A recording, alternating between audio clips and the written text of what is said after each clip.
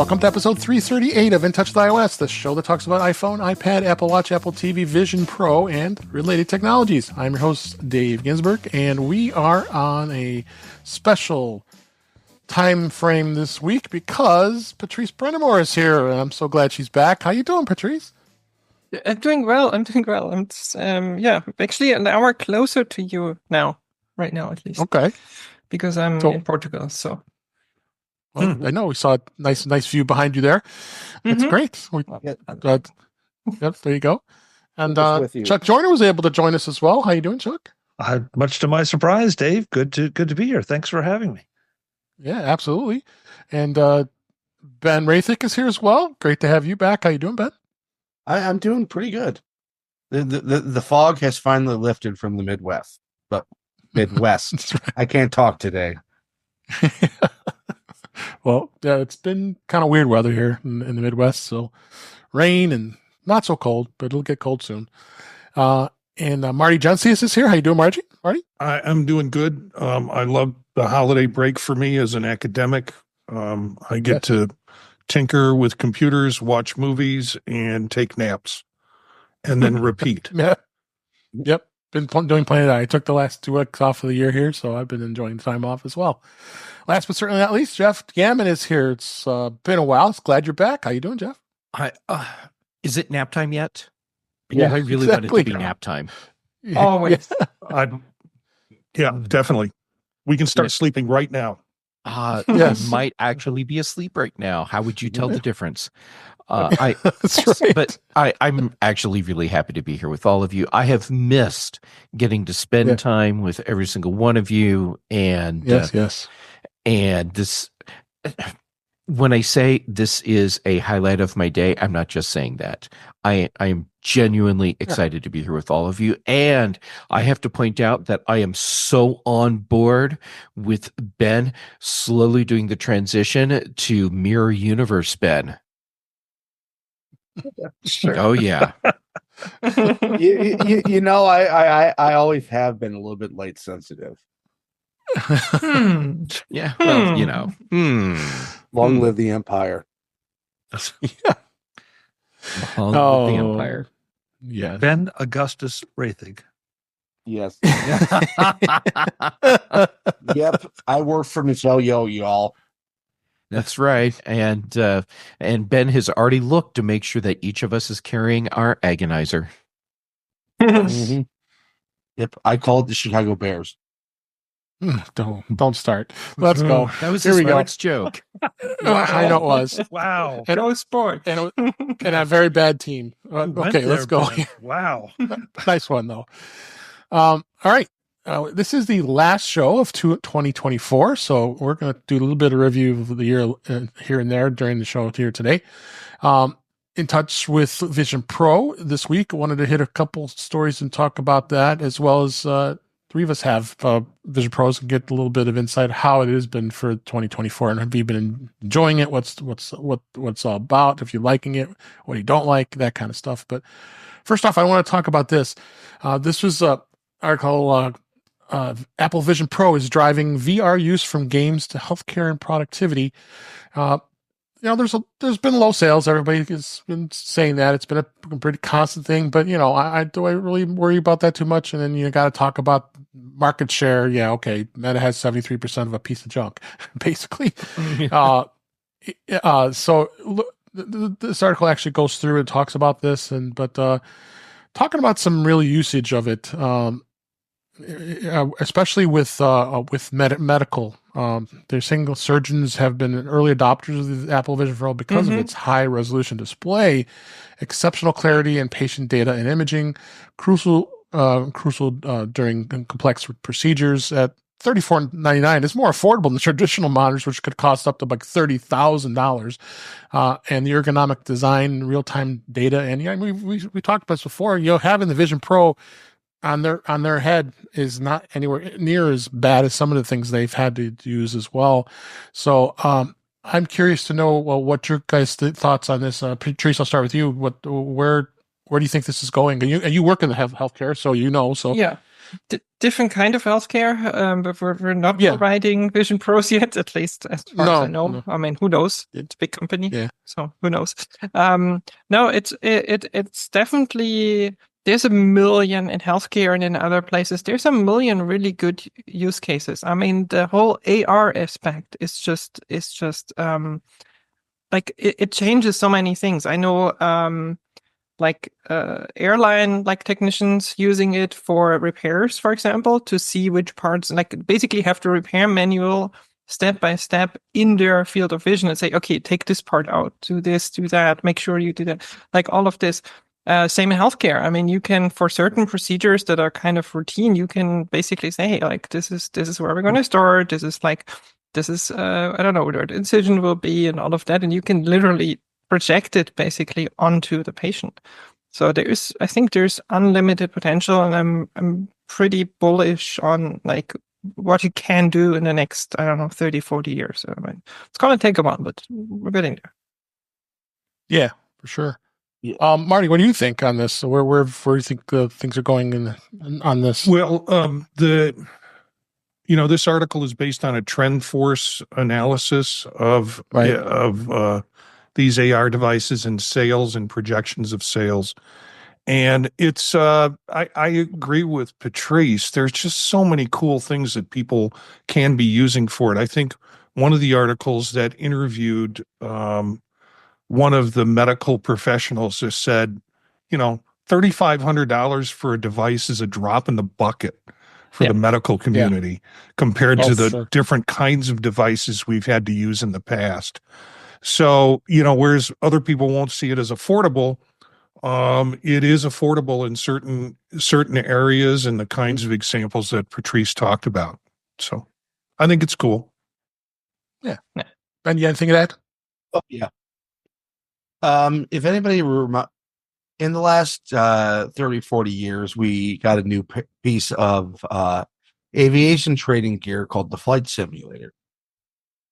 It completely revolutionized the way pilots were trained, that allowed them to get realistic hours without having to put wear and tear on an aircraft. Well, essentially in a professional role for highly complex tasks, that's what Apple Vision does for professionals. You can do complex surgeries without having to kill an animal to do it. You can do mechanical tasks. You can essentially do these tasks a million times on the simulated environment. So when you have to do it for real, you know where everything is. Mm-hmm.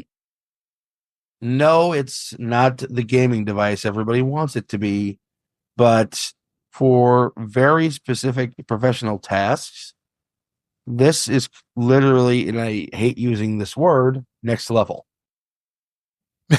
Yeah. Gaming is coming. I mean, that just time. It's coming, but Vision Pro is more than just AR, VR, XR, whatever R. Yeah. Oh, for sure.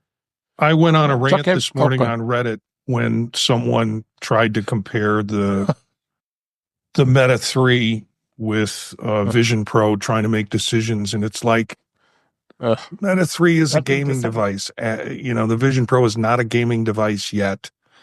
Yeah. It's a productivity device.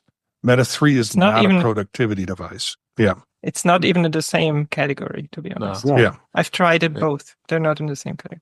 The whole sales thing really annoys me because we've been hearing, they can only sell 400,000 because they can't make enough and all of that and blah blah, and it's a failure because of that. And then they sell more than that, supposedly. I mean, we haven't seen really numbers. And then people are, it's a failure because they're only selling 500,000 now. And I'm like, didn't we say 400 was the limit, and now we've done 500 in less time than you predicted? How is that a failure? And it's only in, I think, 14 countries by now. It's not even the world. Right. Chuck, do you have anything to add on this? Not really. I think the debate over the Vision Pro versus the Meta device is interesting, and it's kind of inevitable because so many people out that are not tech people, and especially not even headset people, really all they see is something that looks like a piece of scuba gear, and they don't really understand what the implications are. And I love the fact that the medical industry is looking at this, but there's so many things that you hear little bits and pieces of. But and Ben's example of a flight simulator is excellent. There's so many ways that this can be utilized for productivity and for entertainment, but it is a new device, and so people are still struggling to figure out, what to do with it, how to do it. And, I mean, I go back to the iPhone always. The iPhone didn't have apps at first, and then it got apps, but the apps were, well, no offense intended, but just little one-trick ponies. One app did one thing, and that was it. The beer app. Yeah, but even the productivity apps, were one-trick ponies, but they did the job. And then somebody decided, well, we could do this, we could do that.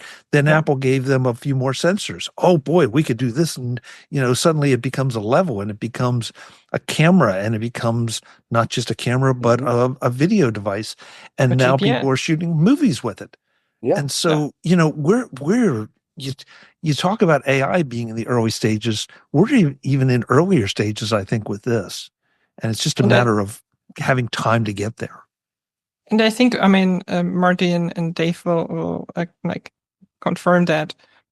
It's really hard to explain the Vision Pro to people who have not actually used it, because there is no, even showing it on a TV or in a window, whatever, in an ad, it's not the same. Like, once you experience it, and I've had that with friends that have demoed it, they keep asking for me to bring it, here in Portugal. And hey, can you bring it again? I want to try more. It bends your mind once you've used it for a little while, but just explaining it to someone who doesn't really do that or hasn't really done that, it's really hard to explain. There have been some fun videos on YouTube of people getting one for Christmas and then sharing it with someone who's never used it. And they're, it's you watching someone experience a demo on it. So it's not that exciting, but it is kind of fun to see how overwhelmed they are from the experience. Yeah. Oh, yes. Yeah. Let's get Jeff in here. I'll wrap this up. I'll make my comment fast. And sorry about the shaky camera. My office manager is trying to use my display as a touchscreen. All right. Yeah. All right. So related to what everyone's been saying, Vision Pro will be seen as a failure, and the people saying it is a failure will continue to do so as it grows its market base, as it gets new features, and as it gets new software and becomes more and more mainstream. And they will just continue to say it's a failure, no matter how many successes it has. Yeah. Last question: when will Chuck buy one? Wait, Chuck doesn't have a Vision Pro? 500,001 is what we need. I'm still waiting for the compelling use case for me. Now, Eric Bolton has given me a couple real compelling things that I have to admit have tempted me a few times, but I'm still trying to envision myself strapping this thing on and being fully productive, as fully productive as I can be right now with my Mac and multiple screens. And I am just not quite there yet. I want to be there, and I'm probably as excited or more excited over the fact that I wanted to get there. But right now, balancing out both time and funds and the desire to get in on the ground floor is, it's a challenge. I want it. I just, if I hit the lottery, I'll buy 5 of them. Hey, Chuck. Well, we should start a Kickstarter or something. GoFundMe. Right. Chuck, I'm Go going fund to, Chuck. Yeah. Let's do a GoFriend Chuck. Here's a different way to think about getting a Vision Pro. And I'm not saying this just to be an enabler, but because I bet there's other people that are looking at Well, you Vision Pro are. the same way you are. Don't look at it as a device where you want to be productive in the same way that you are today with your current setup. Look at it as a device where you find the new and different ways you're going to be productive. Yeah, there's two things, and I think, Chuck, both of them might be important for you. One, you cannot travel with your displays, but you can travel with your Vision Pro. Like literally what I'm doing. I'm using my Vision Pro as not right now because I didn't want you to see me like with the Vision Pro on camera, but usually I have the displays in front of me. I literally travel with my MacBook or my Vision Pro. And the second one is it's the most secure display on the planet. You could be sitting anywhere on a plane, on an airport, wherever you are. Nobody can see what you're seeing. So any sensitive information, if your work, you have to do something, whatever, nobody can see that. There's no privacy problems because literally you're the only one who can see that. That alone is for me worth it. You guys are not helping. We know. Well, Chuck, I was going to make comments. You can look at my OnlyFans anywhere you are. There you go. Exactly. Jeff, I was thinking that would be a perfect use case for you, that you could be on a plane and God knows what you'd be watching. I think you know exactly what I'll be watching. Well, I'll be interested to see, Chuck, since CES is coming up next week as we record what you see there. I would love to find out. Wish I could join you, but to see what kind of technology with Vision Pro is out there. You have to know that there's going to be some incredible exhibitors out there that talking about that. So I'll be looking forward to potentially you finding some of those things. Dave, I'll give you just a little preview because I've seen a couple things come across the press releases that reference the Vision Pro. I've also seen, though, much to my surprise, a lot of still new headset manufacturers saying, "Oh, we've got this and it'll be great." And so I'm anxious to see just how many competitors there are, and then start to compare that how many of them will be in business 6 to 12 months from now. Yeah, that seems like the trend every year when you see these things, and are they in business after 6 or 12 months? Yeah. But look, that to me is part of the process. That's where the cream rises to the top, and everything else kind of crashes and burns. So. But it also shows you that if this happens, then the market is ripe for someone to pick it, because they wouldn't be doing it if there wasn't any interest in that. Mm-hmm. Yes. Yep. All right. Since we're coming to a close to 2024, we're going to go through here to talk with Patrice and Marty and myself. Where do they think the Vision Pro, as we know it, since the year is ending, and talk about a couple of our favorite things that we're liking about Vision Pro so far and what we see in the future. Mm-hmm. So let me start with Marty here and see how you've been this whole year. I mean, you started a podcast. Obviously, you loved it so much that I would like to know what a couple of your favorite things are, and then where do you see the future with Vision Pro? For me, I don't want to minimize the fact that I use it as an entertainment device. And that's a big portion of it for me. In particular, what I enjoy is 3D puzzles. And I can't get enough of those because there's no way you can do that I can think of effectively in any other kind of environment than without spatial computing. So that's kind of my Zen moment, is sitting with the headset on and playing with some 3D puzzles. I also find myself, when I get it on at the end of the day or in the morning, getting notifications, and I'll check on the notifications and realize that this is what's ahead of me or behind me from my day's worth of work. So entertainment, and also sort of the kinds of stuff that I could do on my desktop, not to discourage Chuck from getting one, but still it kind of squeaks into that moment when I'm using it for entertainment. I know Patrice has used this a lot for In Space. I think the killer app for me is In Space. I just haven't had the time to go in and join as many groups.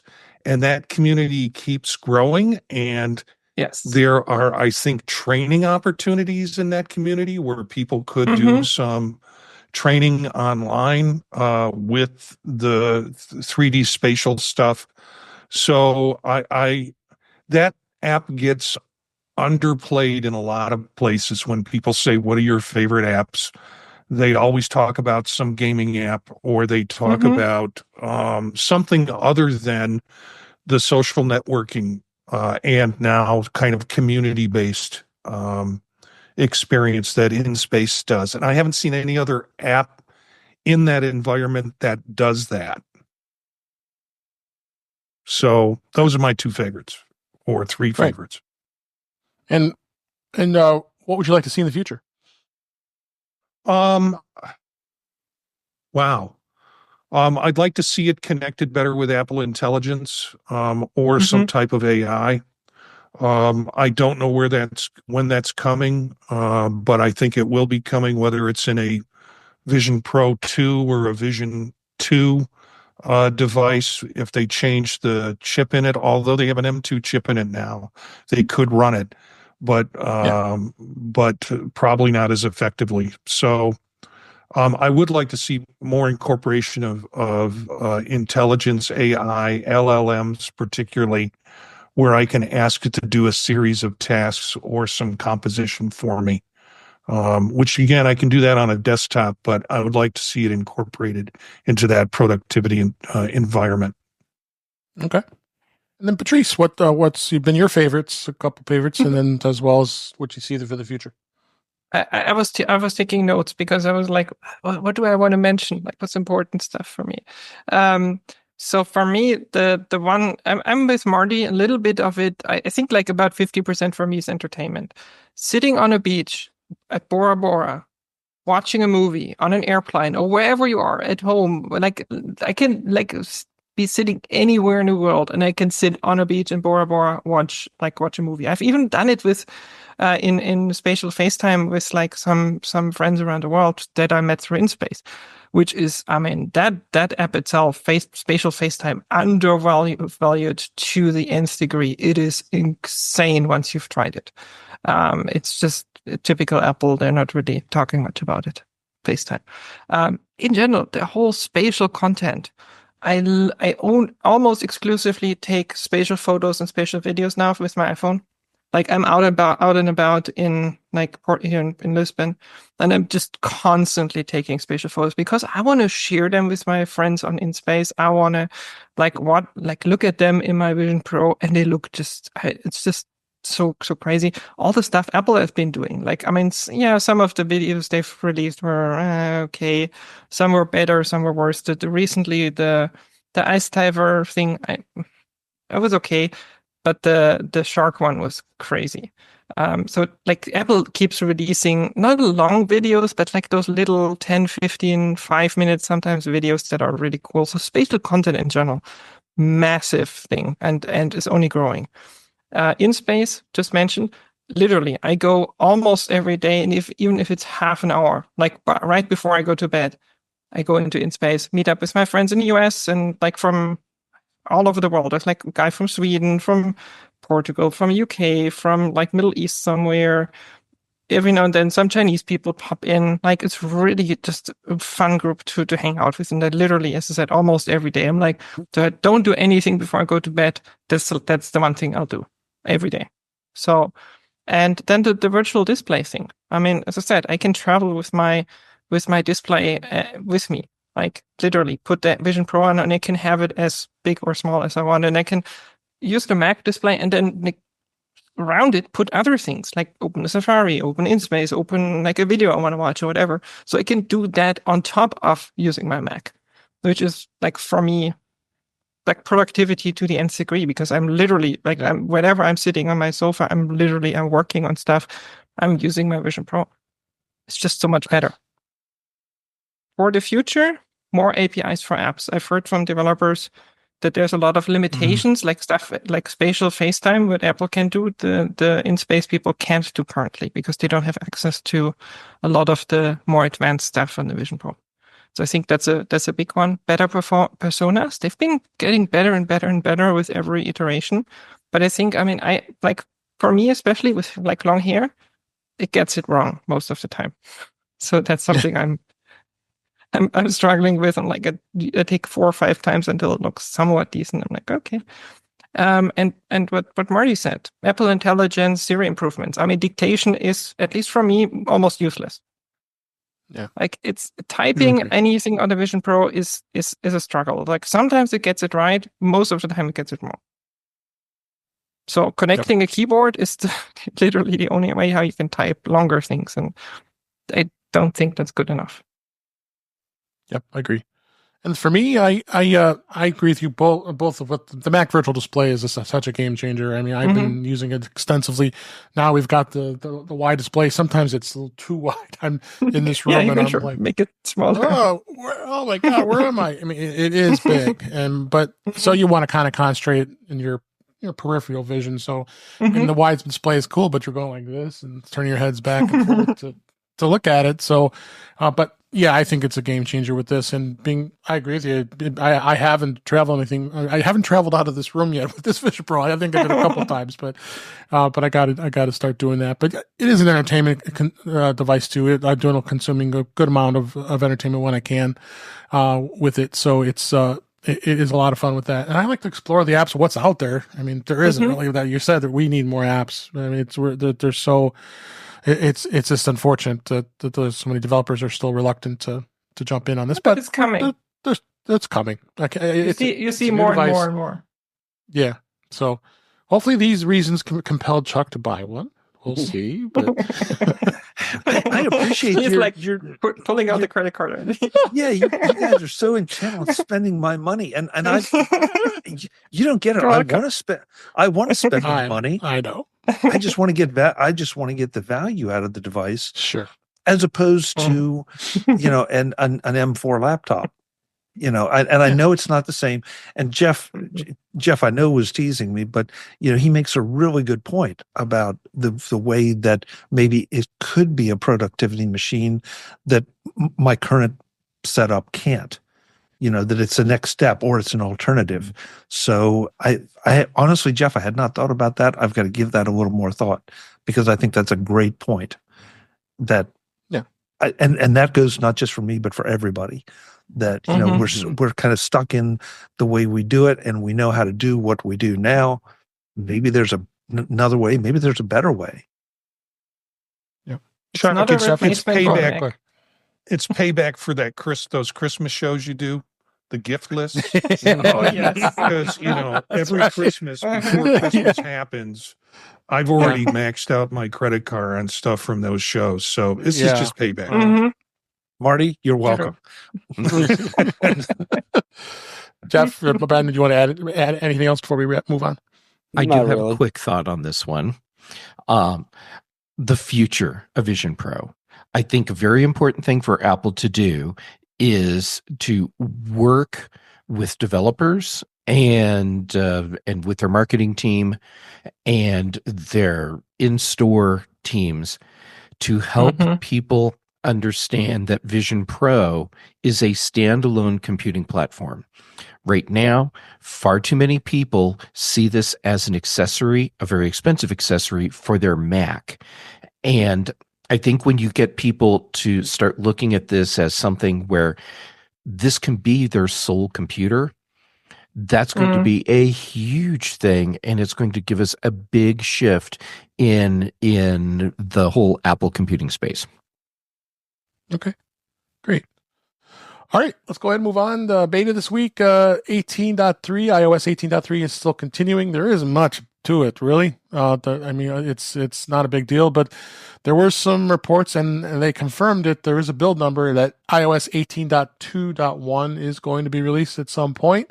The build number 22C161, but no idea what it's doing. We got to go under the assumption it's going to probably be security vulnerabilities and bug fixes and that, because always a .1 release is always going to be that way. So not much else to say about that, but just be aware that sometime I would say Apple may wait until the beginning of the start of the new year before they release it, but it's going to be it'll be accelerating next year with beta. I'm sure we're already rumoring 18.4 beyond before even finishing 18.3. So there's going to be a lot of stuff, but no big things in the world of beta this go around. The Vision Pro is still on 2.3.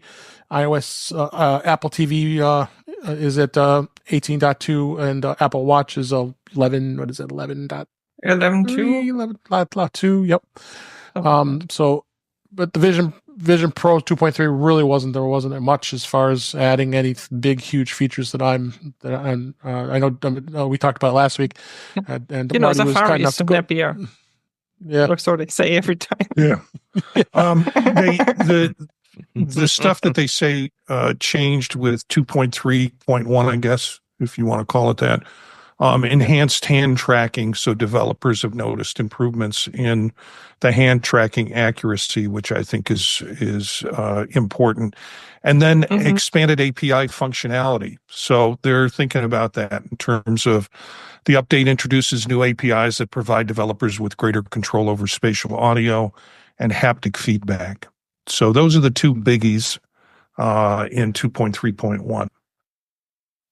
I don't even see a 2.3.1. I only is that where are we beta 1, I think. Yeah, beta 1.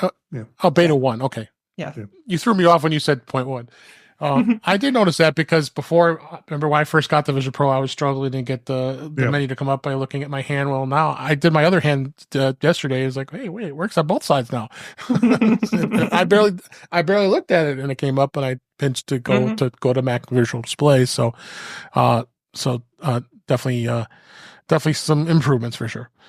A lot of people complaining about the iOS 18's Photos app. And the headline with this Mac Rumors article is it's let it suck less. They introduced a new unified design that did away with the navigation bar, which I'm kind of annoyed about, and merging everything into a single screen. It's marked with the single biz changed the image management since the Photos app, and it's controversial, but is there ways of being able to change a lot of this stuff? Yeah, you could. There's some guides here as far as that goes. I don't know, Patrice, have you delved into this at all? Many changes, or are you happy with the way it is? Not really. I mean, I'm always okay with changing things and seeing if it's better. But in this case, I find it harder to find things and harder to use it. It's not that it's impossible. You can't find it. Like it's usable, yes. But I'm just wondering, what is the intention behind it? What are they trying to improve? What are they trying to do that the previous version couldn't do? Where are they thinking of going with this? Yeah, that's what I'm curious about. Well, one of the first things you should probably do is you look at it, if you haven't done it already, is scroll down to the bottom of the Photos app and tap on Edit. From there, make sure all your most used photos features are at the top of the app. In this section, you can find recent days, albums, peoples, and pets, memories, and pin collections. Pin collections are a little confusing because it's a second customizable interface that has many of the same options as the main app, but think of it as a folder in a folder.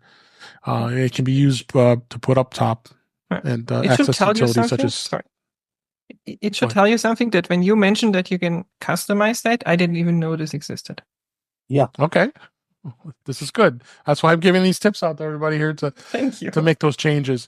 And the other thing too is if you haven't spent a lot of time fussing with the app, you might not know about the filters and the full library view, which is which you get by swiping down, tap the arrows, and it will show the filters option.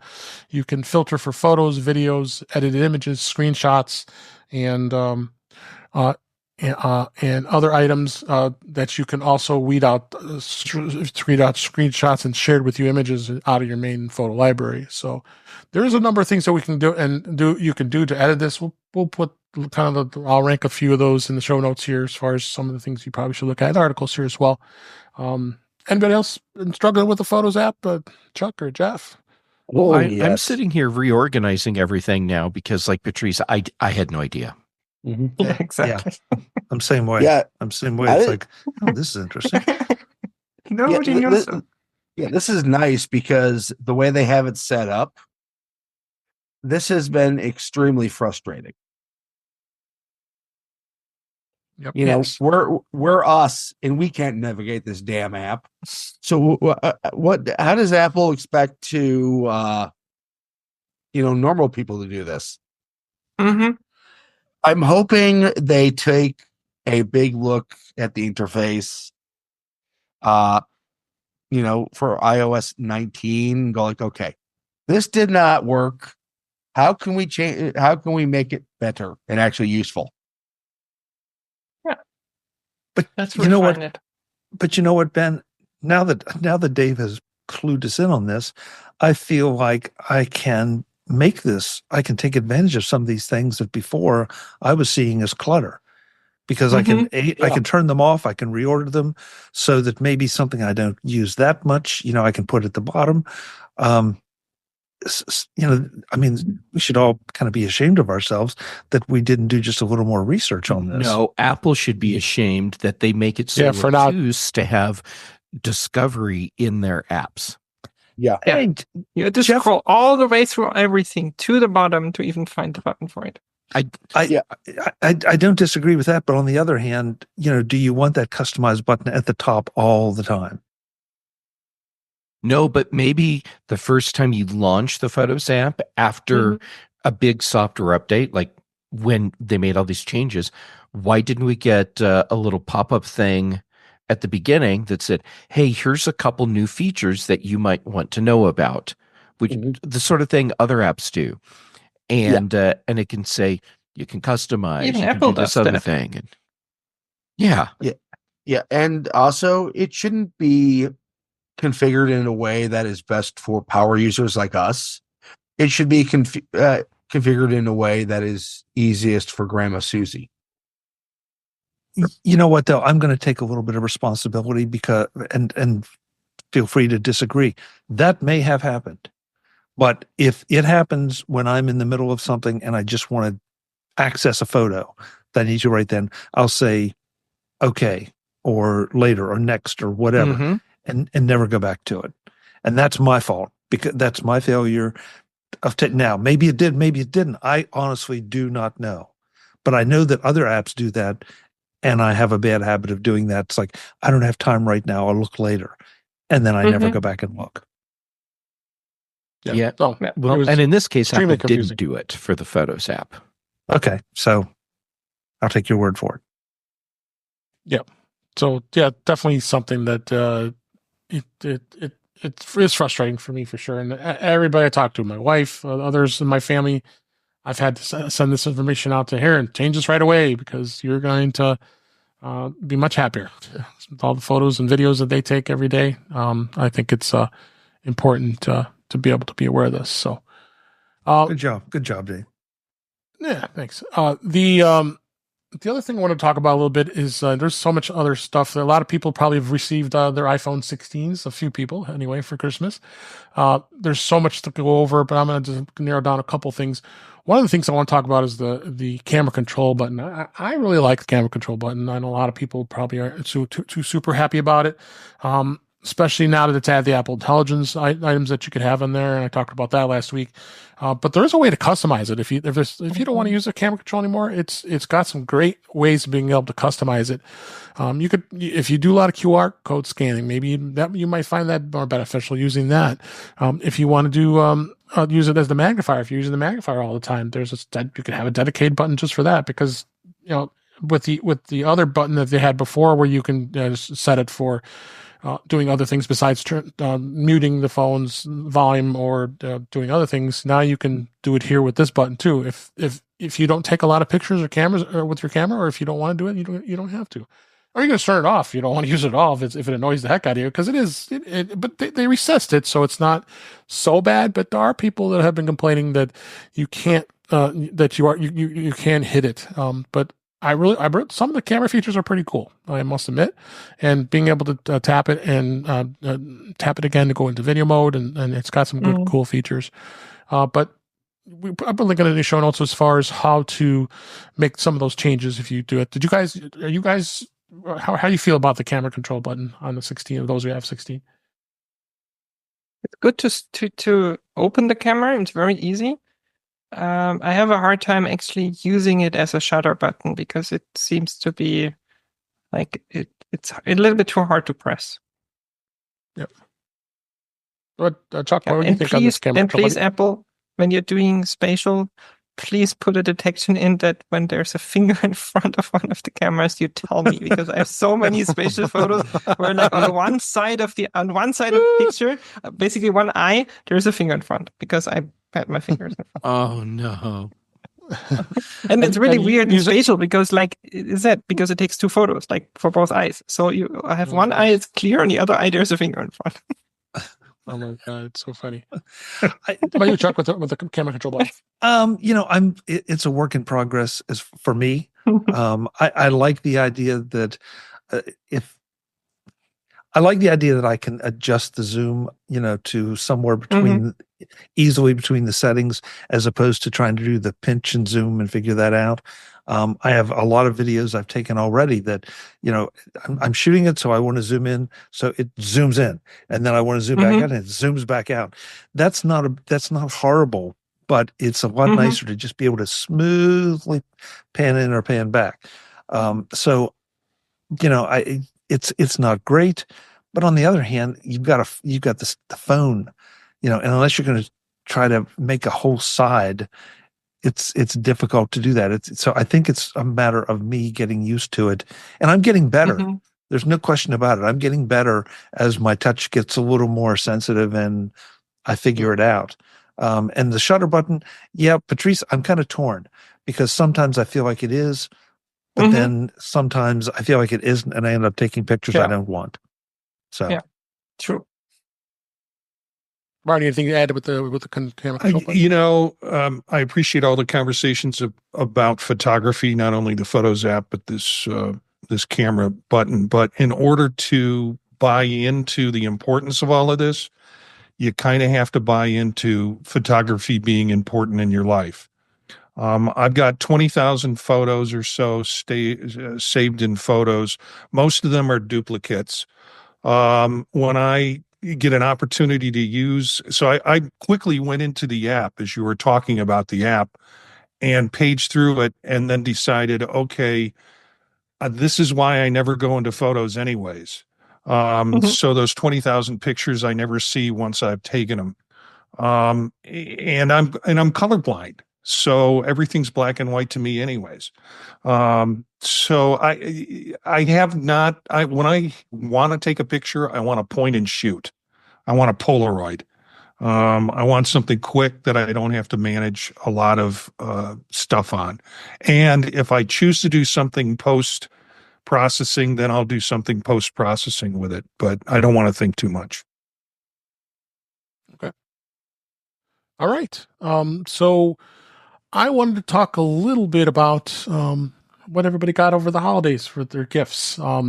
And I'm not putting you on the spot if those didn't weren't there before, but was there anything that you got? I mean, I know we had the gift guides from Mac Voices. I'm sure I've already got a couple things here myself here. So, but I'm curious to know what you got. Did you get anything for technology wise for the holidays, Jeff?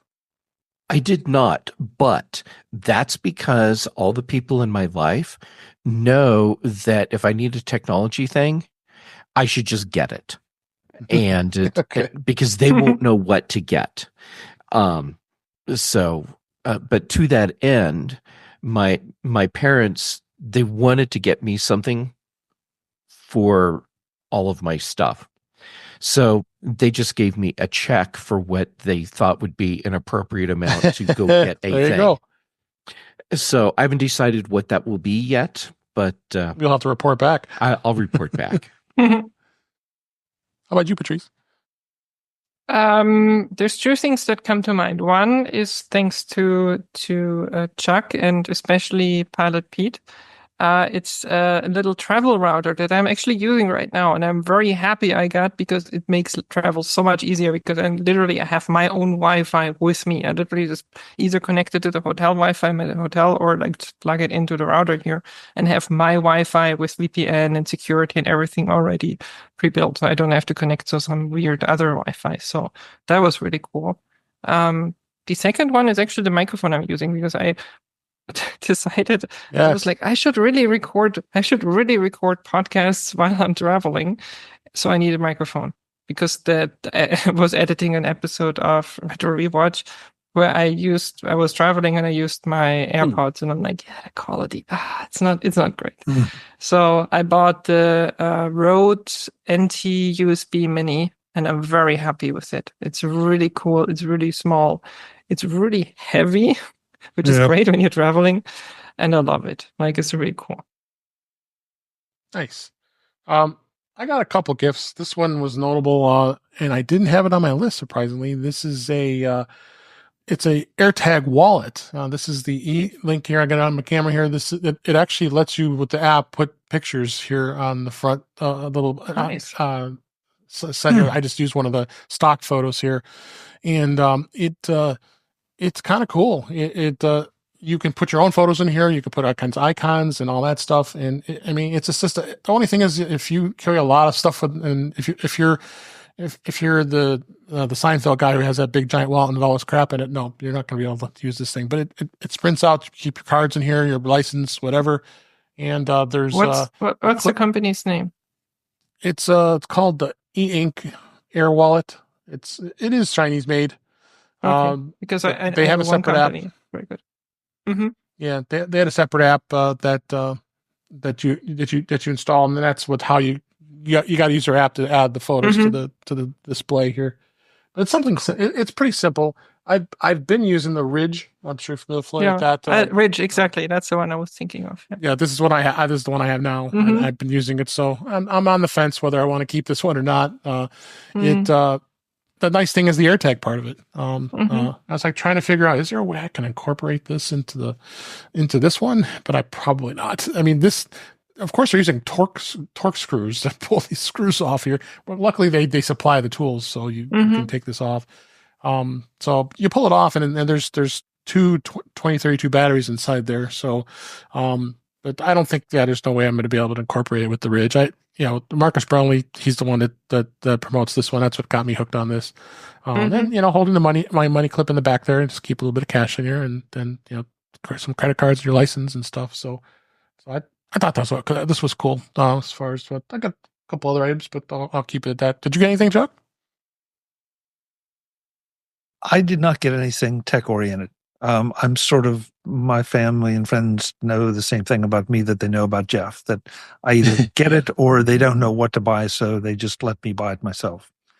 So, well, I made my list so people knew, because I gave the family the links, and they. Well, see, you're smarter than we are, Dave. Yeah, that's the truth. Right. Didn't I think of that? I could have given my Amazon wish list. Yeah, that was dumb. Chuck, now we know what to do next year. Yeah. Yeah. So how about you, Ben? Did you get any gifts? Yep, I got myself a few gifts. First is a little bit obvious. It's my Beats Solo 4s. Yep. Which, yes, they are hooked in via the USB cable for lossless. Nice. Just the way the Lords of Cobol intended. So say we all. So say we all. Yep. I also got this little, trying to show about my my phone on it, but my good old Razer Kishi Ultra. Nice. Yeah, I mean, they basically turn your phone into a high-end gaming machine. I got those a little bit before Christmas, but let's just say I'm very happy with the money I spent this year. Good. Glad to hear. So, all right, let's go ahead and we'll move on to some of the news before we wrap up this week. First story was Apple is set to become the first $4 trillion company. It's on the brink. It's a history. It could be surpassed. The market is reported by Fortune. Apple stock has risen almost 40% in 2024. I'm sure for those of you who are Apple stockholders are very, very happy, including me. Before the markets opened on the 27th of December, which is today we're recording this, that's where it's at. And they're saying that Apple has entered a golden era of growth with its AI initiatives serving as a pivotal driver. And they're saying the price could go as far up to $325 a share. That's pretty nice to see if that could happen. Well, it's hard to say because, as we know, the market is unpredictable. A lot of analysts are saying good things about it, and Apple's nearest competitor in terms of market capitalization is Microsoft and Nvidia. I have those two as well in my portfolio, and they've been benefiting from advancements from AI, but trail well behind. At a mere 3.26 trillion and 3.43 trillion, respectively. So Nvidia has been going like gangbusters with their GPU technology, as we know, and then Microsoft, of course, is Microsoft. So, any thoughts on this, Chuck? I think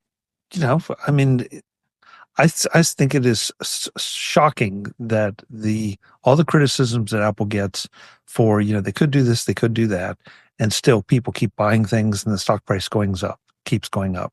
So I'm waiting for it to hit 4 trillion, and I'm hoping for, I'd like to see it at 325, of course. I'd rather see it split if, at some point, and that would be nice. Get it back down where people could afford it a little bit easier, or we could add more to it. But the idea that when it gets down to around 100, it's easier for people to buy it. Right. Where it is now, it's a little tougher. So I would really like to see another split. Well, I have a little bit of stock in Costco. Costco's at least at $1,000 now, because their market share has been growing like crazy. But I bought it probably when it was around 300 or 400. So, so it's done some real well. But that's just Amazon was the same way until they split. Now Amazon's starting to see some growth too. I mean, I think Amazon was close to $1,000 share. So was Google until when they split and split into different companies. So was Apple. It's not the first. Apple was at that point. Yeah, I remember that. Right.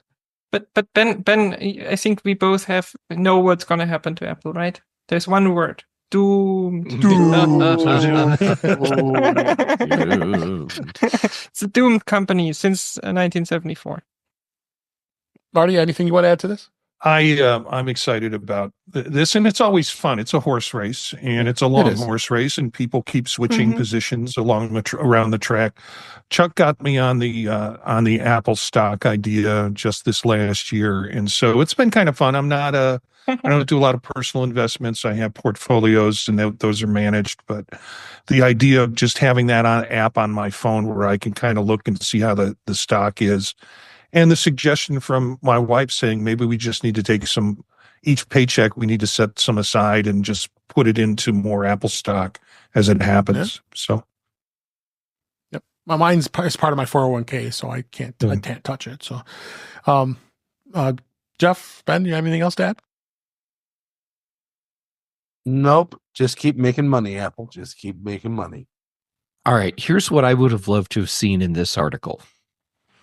Because what? Why are you laughing? Because I love when you give us your insights on writing. I love it. Okay, so what I would have loved to have seen, and had I been the editor for this piece, I would have asked the author, go back and give us a little bit of interesting information.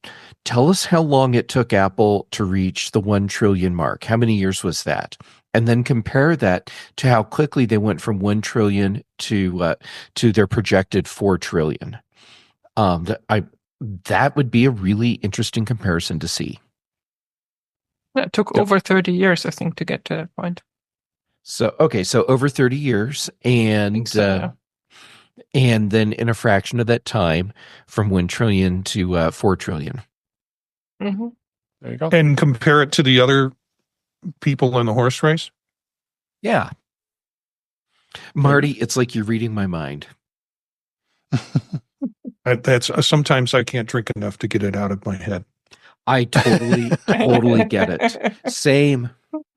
All right. Apple TV Plus has a mysterious announcement coming in January of 2025. Apple's been running this campaign with scenes from different Apple TV Plus shows showing the tagline, "See for yourself." According to Apple, the unknown event will take place on January 4th and 5th. There's no details what exactly Apple will announce, but it could be related to a preview of what's to come on Apple TV Plus in 2025. However, the same people think that the mysterious event might be something bigger. Given the tagline, "See yourself," some speculation that could be that Apple might be letting everybody know the Apple TV Plus contact for free during the first weekend of 2025. I don't know if they'll do that again. They did it in 2020, but that was a different situation. So, and I'm going to combine some other things I was talking about. Apple did also tease a 8-minute teaser of the second season of Severance. I did watch that. That was pretty cool. Can't wait to watch that. That's a great show. It was under bonus content. You could see it. They did full 8 minutes of it, which was great. And then, as we know, it's been 5 years since Apple TV Plus came out. So, Patrice, what do you think? I mean, it's not a secret that Apple seems to be doing something in January every year. Like if you go back the last couple of years, it's front. I mean, we're in December, so it's hard to remember that probably. Right. But since I did for the big show, for the Mac show on BTN, the quiz, I look at January, and there's for the last couple of years, every January they do a bunch of little things. It's like some Apple TV stuff, Plus stuff. Sometimes it's like Apple Card. Apple Fitness Plus is often in there. They're like doing some new features and new content for Fitness Plus. It's fun. So, I think this tracks. It's going to come. I'm very excited because I love Apple TV Plus. I love Apple Fitness Plus. I think I love Apple like we do. We all do. So very excited and not a coincidence. Like this is predicted and expected. Yeah. What do you think, Jeff? All right. So first, I have been so busy this last month. I've been completely out of the news cycle. I had no idea we had 8 minutes of Severance we could watch. Guess what I'm doing after we're done recording here? Watching an episode of Stargate SG-1. No. Right. I'm behind on Stargate. And yes. It doesn't surprise me that we're getting the announcement that Apple is doing something in January. And Patrice said all the words that matter for that, so I don't need to repeat them. And I am looking forward to seeing what those announcements are. And hopefully I won't be quite as busy, so I can find out about them in real time instead of like right now, where I'm finding out about all the stuff that's coming here in real time with all of you. Yep. How about you, Chuck? What do you think?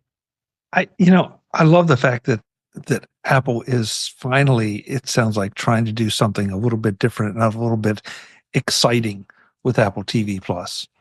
Because I feel like Patrice referenced it earlier in relation to, I think it was In Space. Mm-hmm.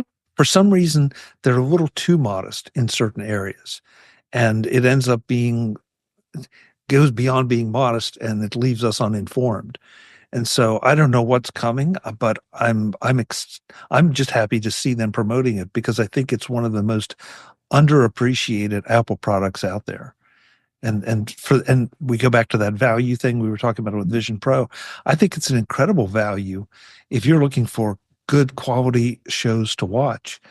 There is such a great variety across all, every category you can think of. You may not have. I think people get confused over the hundreds of thousands of shows that seem to be on some services and the relatively few that are on Apple TV Plus. But I want to watch so many of the ones on Apple TV Plus, and so many of the other things are just just chaff on Netflix or Prime or any of the others. So it depends on what you're looking for. But yeah, I'm excited. I don't know what it's going to be. I don't even have a good speculation. But just the idea that they're doing it is making me very happy. More spatial content. Look at. Yeah, that's right. Maybe so. We hope so we can watch and experience more special content on the Vision Pro. Ben, do you have any thoughts on this? The conspiracy theorist in me wonders if it has something to do with the Lassoverse. Huh? Possible. Mm-hmm. Oh, I bet we'll get that. Yep. Hey, Chuck, you made a comment that that immediately sent me back to my web browser to start doing some research. You made a comment about Apple not having that much content compared to other networks, and I'm like, is that true? And it's like, so the Google search I did is how many original shows does Apple TV Plus have? And of course, Google being Google now just sucks at giving me the info that I really want. But in the first page of results, it's like one of the headlines: 25 best Apple TV Plus original series ranked. That's not a full list of all the Apple shows. It's just 25 of them. And let's see. Oh, okay. That's probably hundreds and hundreds of shows by now. Right. Yeah. And okay. So here's a 9 to 5 article from December 20th, 2023. Apple TV Plus released 50 original shows and movies in 2023. So just in 1 year, that was 50 original things. And they've rolled out more in 2024. And I think this goes back to what everyone else is saying about Apple being, or no, was it you, Chuck, that said Apple's too modest? Mm-hmm. Yeah. Here's a perfect example. Just like with Vision Pro, they haven't done a good job of getting people to really see what the device is. And here, even us in this space where we're following this stuff all the time, it's easy for us to look at Apple TV Plus and think Apple doesn't have that much content, especially when you look in comparison to other services. Holy crap, Apple TV Plus is 5 years old, and it has apparently a metric bucket load of content, and there's more coming almost daily, it seems. Yeah, seems like it. And like Jeff, a lot of these. Go ahead. Yeah, I should have clarified. That it's the back catalogs that a lot of people seem to value. And yes, there's some there on Apple TV Plus, but you've hit it on the nose. It's the new stuff, and there's more coming, and new as in, let's just say in the last 2 or 3 years, that it competes very well with some of the others. It's the idea that people go back and say, "Oh, I want to go back and watch episodes of MASH." I mean, and nothing wrong with MASH or any of the other legacy shows, but let's get away from nostalgia. Let's look at what's current, and that's where I think Apple TV Plus shines. Well, that's Apple, yes. Apple TV Plus is not an archive service. It's not a back catalog service. Apple does original content, and Patrice, I know you're doing this. Of course, there's exceptions, but they have some. They have some, but for the most part, Apple is all about original content. Whereas, like with Netflix, it was all about all the old stuff, and then they got into doing new stuff. Yeah. Apple's just really focused on the new stuff. Remember those experiments Apple did for, I think, was it 2 months of like having a ton of like really good movies from a back catalog from other other producers. I'm kind of wondering if they haven't like done some sort of deal and we're getting more and more of that now. Wouldn't be surprised. And it's great because if I remember those experiments correctly, Patrice, it was a nice variety of things that lasted for a decent period of time, but it wasn't going to be available forever. And Yes. so if I wanted to watch, I don't know, an old favorite Top movie. Gun. Okay, Top Gun. Yeah. Top So if Gun I was wanted to one, I watch Top Gun, it was there for a while. It's like, oh yeah, okay, great. So there's my little dose of nostalgia, but then come back to Apple TV Plus for something new. And Although I was watching. keep that in mind. Like the other services, stuff disappears from them as well. Like as one example is because we're talking about Stargate SG-1. I heard the other day, Stargate SG-1 is disappearing from Amazon for some reason. Who knows why? Because they actually own it, but it's disappearing. So stuff disappears from those services all the time. Yeah. And now they're on Comet TV now. I just noticed that the other day. Okay. 263. Nice. So, Go ahead, Ben. Patrice, you just stopped my heart because I didn't know until just now that Stargate's leaving Amazon Prime. Mm-hmm. This is horrible news for me. You got to finish the show. Yeah, exactly. Well, that's going to be hard. I think that's impossible. Yeah. I've slotted up season 9 like that was coming up on Comet TV. I had set YouTube TV to record them, so I'm going to start watching now. So I don't know. Right. Does this mean there's a box set in my future? Yes. Potentially, yes. Those greedy corporate chauva. I love that I understand that joke. Oh my gosh. All right, and I'll briefly mention that Silo on Apple TV Plus is now already has a 3rd and a 4th season already in the books. They're gonna be doing it. So they're gonna finish the book series. Yes. Yep. Which is great. So the Silo is going to continue on. So it's great news. Last story I want to talk about this week is Netflix. Netflix is interesting. I know not everybody here are sports fans, but they did score a touchdown, as the article is saying here, that the NFL Christmas Day streams were worked without a hitch, which was amazing. I did watch, and it was quite anticipated foray into the NFL streaming on Christmas Day. And this is the first time that the NFL had games on Christmas Day in something like 90 years, I think it was. Some crazy times, and some of these teams had to play 3 games in 11 days, which is a lot. Wait. You're saying that these sports people that are paid ridiculously insane amount of money had to work 3 out of 11 days, and people are saying, well, that's a lot of work. Holy fucking shirt balls. Come on. Yes. Yeah, for 60 minutes too. For 60 minutes. Well. And they all wear costumes that I guarantee you none of them had to pay for. Costumes. So, I mean, the experience was good. The announcers were horrible.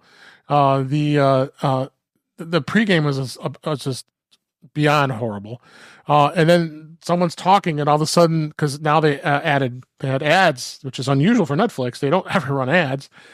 So the game had ads for the whole time, each game, and person's talking, and all of a sudden they interrupt her right in the middle of her sentence and put on an ad for a new Netflix show that's coming on, and just interrupt her.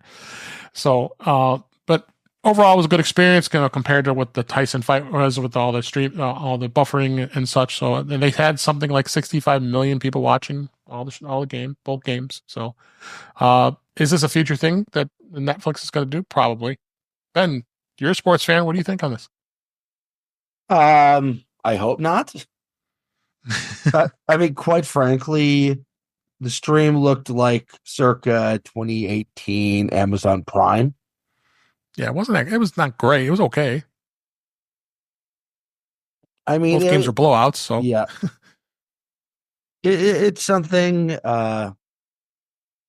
It was nice for kind of a one-off type thing, but if Amazon wants to get into the ring on this, so to speak, which they already are, which I use that very purposely. Yeah. I would like to see them to have a couple years of experience running the WWE live streams. There you go. Any thoughts on this? I know this is a good way to wrap up here. I know not everybody here is sport fans. Chuck, you want to have anything to add on the live streaming part of this? Yeah, I watched both games. I missed I think okay. a little bit of the early the pregame stuff. Didn't miss anything. I didn't see it as a bad thing that they ran the advertisements for other Netflix shows on top of the announcers because of the announcers. Please. Yeah, they were bad.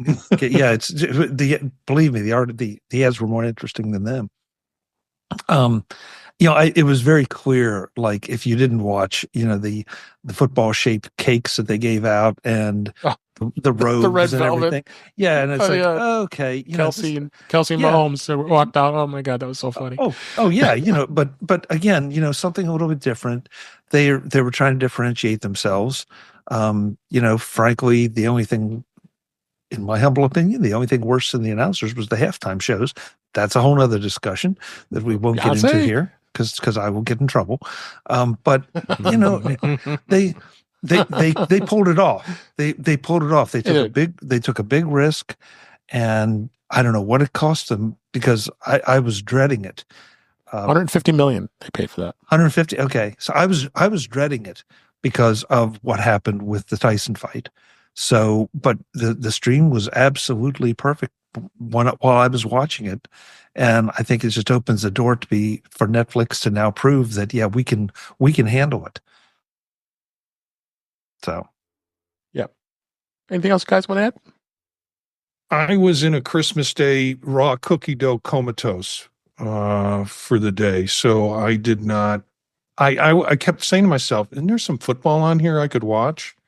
And just completely missed the Netflix thing. I think it was just a slap in the face to Twitter to say, "Hey, we can do this, and you can't." Yeah, we'll see where it goes. I mean, there was a lot of unhappy people, especially the Chiefs. Chiefs is a big, very popular team this year, and it's been for the last few years. And a lot of people didn't get to watch it if they didn't have. Apple could do it using spatial video. That would be awesome. That would get me to watch it. Yeah. Marty, I think we've had this kind of part of some of these conversations before. I think all that's coming. It's just, it's not, but with this, it's not just a matter of setting up a camera and saying, here, point it at that. The videographers now have to figure out how to deliver on the full capabilities and benefits of spatial videos. So, there are people trying to figure this out. And the bandwidth required for that. It's about what was it? 1 gigabyte per minute or something like that when you look at the videos from Apple. So that's a lot of traffic. Yeah. And a lot of people don't necessarily have the downstream to do it. So, they're going to have to be some kind of options for compression or compromises or whatever. So it's, again, it's early days. It is. Yeah. All right. That was a great show this week, everybody. Thanks for you being here. We had a blast here, and we're going to repeat most of these people here next week for another early morning show for the holidays. And we'll probably talk about what's going to happen in 2025. You will never know. We'll be talking about some great stuff about Apple for next week here. So, but until then, that is a wrap for this week. Please send your comments, questions, and suggestions to our email address, which is feedback@intouchwithios.com. You can follow us on Mastodon at intouchwithios, at techhangout.social. Thank you, Patrice, for letting me host that. And support the show by buying me a coffee at intouchwithios.com/coffee. We'd really appreciate it. You can become a patron of the show by going to patreon.com/intouchwithios. We have 2 tiers available to support the show. We would really appreciate it. Make sure you like, share, and subscribe so you're notified when we are live streaming. Usually it's on Thursday nights at 8 p.m. Eastern Time, 5 p.m. Pacific on our YouTube channel, youtube.com/intouchwithios. We had a few people in there today. Brian F., thanks for being out there. We appreciate it. And you also can visit In Touch with iOS magazine on Flipboard, where many of the topics we discussed are flipped into that magazine. The link is in our show notes. You can subscribe to the show in your favorite podcatcher, including Pocket Casts, Overcast, Apple Podcasts, and many others. But just better yet, go to our website, which is intouchwithios.com, where all the links, all the ways to listen to us are on that website. I am Dave Ginsburg. You can find me on Blue Sky and Mastodon at DaveG65. Patrice Brend'Amour, thank you so much for being here. It's a pleasure having you. Where can people find you? Thank you for having me and for also moving the show to this time. I mean, I know the usual show time is a little. Actually, would have been okay this week, but usually it's a little bit late for me. You can find me usually every week on the British Tech Network with some of the people here on the panel. On the Mac Show on Fridays, and also with Jeff at least, and Ben sometimes on the Big Show on Thursdays. All the social media links, the podcast, the projects, everything I'm doing is on my website, thepatrice.com. And as mentioned already, I have a show with Jeff, and I'm going to show the sticker I have in my iPhone case because my Mac is at home. Retro Rewatch. We're rewatching Stargate SG-1. We'll figure out how Jeff can continue watching it. And actually, today, I have to edit still, but I'll do that today. The final episode of Season 1, so the season finale of Season 1, Stargate SG-1, will drop today. Right after the show. Made it. Just takes an hour or so. Made it all the way through season 1. Yes, and it's a great finale, I can tell you that. We've made it through politics, we've made it through some of the really crap episodes. It was a really good show. So for the end of the year, we're basically also going through that. It's really cool. All right. So, and then Chuck Joyner, thank you for being able to make it here this week. We appreciate it. Where can people find you? MacVoices.com. That's where you can find everything. The aforementioned holiday gift guides, which stay, relevant for a lot of the year. Because if you got gift cards now and you're looking for ways to spend them, we can tell you exactly how to spend them and get some great products. Yes. Otherwise, right now, we are sort of playing catch-up on some live shows that we have done that got supplanted by the gift guides. That'll continue through the holidays. And then I'm headed for CES in Vegas to bring you even more things from the show floor that you may or may not be able to buy, and they may or may not be in business. But they're always interesting. As well as going back and seeing some vendors who are friends and are well established, so they'll be there. All that at MacVoices.com. The live show will be on hiatus until, although we are doing a special Mac Voices Live as we talk now today, Friday. We're doing a special Mac Voices Live Monday at MacVoices.com, or excuse me, at YouTube.com/MacVoicesTV for 1 hour starting at 8 p.m.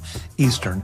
And then we segue right into Marty's show, which I'll let him tell you about in a minute, at 9. And on all the socials, you can find me as at Chuck Joyner. Dave, thanks for having me. Happy New Year. Thank you. Happy New Year to you. And we can't wait for your CES coverage. Marty Jencius, go ahead. You can tell us where people can find you in About Vision Pro profiles. Jencius, Jencius at Blue Sky is probably the easiest way for people to connect with me. We're going to be doing this crossover show, I think, with Chuck on Monday. So he will go from 8 to 9 p.m. Eastern time, and I'll go from 9 p.m. till 10 p.m. with Vision Profiles. And we have some crossover guests, too, which will be kind of fun to have non-Vision Pro owners, but there's still time, Chuck, that are going to be on the show. And what an experience if Chuck got one this weekend. That would be cool. And then was able to talk as a new user at 9 o'clock Eastern time on YouTube. And it's we're youtube.com/@Vision Profiles to find a live stream on there. On Tuesday nights, generally with Mac Voices Live. Thursday nights, generally with In Touch with iOS. I appreciate that. It's fun to be together, even on this off day, with friends that we have. Vision Profiles is one of the podcasts I do. You can find out about them at thepodtalk.net. And a couple of new surprises coming up in the new year. Podtalk.net, but I've got a couple of things in the bag that we'll talk about. Look forward to it. Jeff Gamet, thank you for being here. Appreciate it. And where can people find you? Well, this month has actually been kind of hard to find me, and I apologize for that. It's okay. But okay, so when I'm findable, social media, Gamet on all of them. Actually, that's the place where you could find me this month, because I did my Lego Advent calendar, and just like previous years, something went horribly wrong at the end. But I no spoilers, so I won't tell you if that'll work out okay. But anyhow, Instagram, Mastodon, Blue Sky, that's where most of my stuff's going. And then for shows, Chuck, you let me join in on Mac Voices Live, and I do appreciate that. And Dave, thank you for letting me join in on In Touch with iOS. Then on the British Tech Network, The Big Show and the Mac Show. And Brian Chaffin and I do The Context Machine, and Patrice Brend'Amour and I, as she has already pointed out, do Retro Rewatch. And I'm so disappointed that I forgot to run the dishwasher before I left for a few days. So I came back and went to make my tea this morning, and I don't have any clean Retro Rewatch mugs. So instead, it's Denver Museum of Nature and Science. Okay. Well, glad you got your tea. Thanks, Jeff. At least I got that. Yes. Last but certainly not least, Ben Roethig, thank you so much for being here. We appreciate it. Where can people find you? Well, you can find me at Ben Roethig on your social media choice. You can find my writings and ravings at roethigtech.com. You can also find me occasionally as podcasts as Mac Voices Live of Chuck Boyner, the Big and Mac shows on the British Tech Network, and of course, In Touch with iOS with David Ginsburg.